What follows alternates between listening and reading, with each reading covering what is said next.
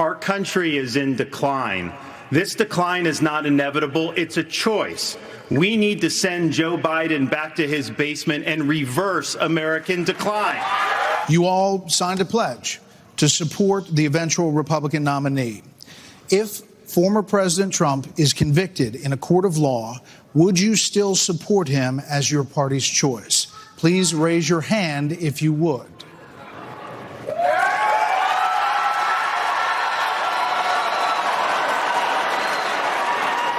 I mean, look, Joe Biden has weakened this country at home and abroad.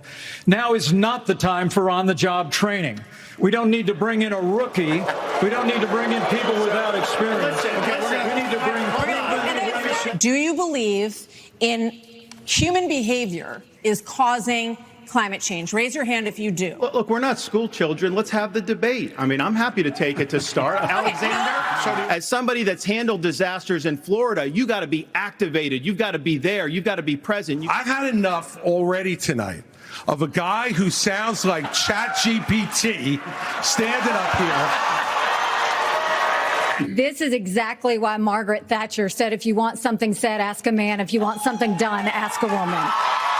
Can't we have a minimum standard in every state in the nation that says when a baby is capable of feeling pain, an abortion cannot be allowed? Don't make women feel like they have to decide on this issue when you know we don't have 60 Senate votes in the House. 70% of the American people support legislation to ban abortion after a baby is capable of experiencing pain. You know, Nikki, I wish you well in your future career on the boards of Lockheed and Raytheon. You know, I'm not on the boards of Lockheed and Raytheon. And you know, Boeing came off of it, but you've been pushing this lie. You've been pushing this lie all week, Nikki. You want to go and defund Israel? You want to okay, let me address that. I'm glad you brought that up. I'm going to address each of those right now. This is the false lies of a professional politician. There you have it. Under your watch, so the reality make America less safe. You have no foreign policy experience, and it shows. And you know what? The foreign policy experience. The most pressing need of the American people from a national security standpoint is our southern border. It has led to the death of 70,000 Americans because of fentanyl. When after 9/11, we had the global war on terror, and guess what? We protected the border at the same time.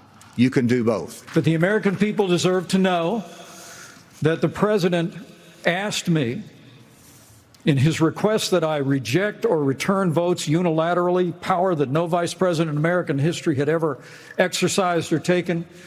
He asked me to put him over the Constitution.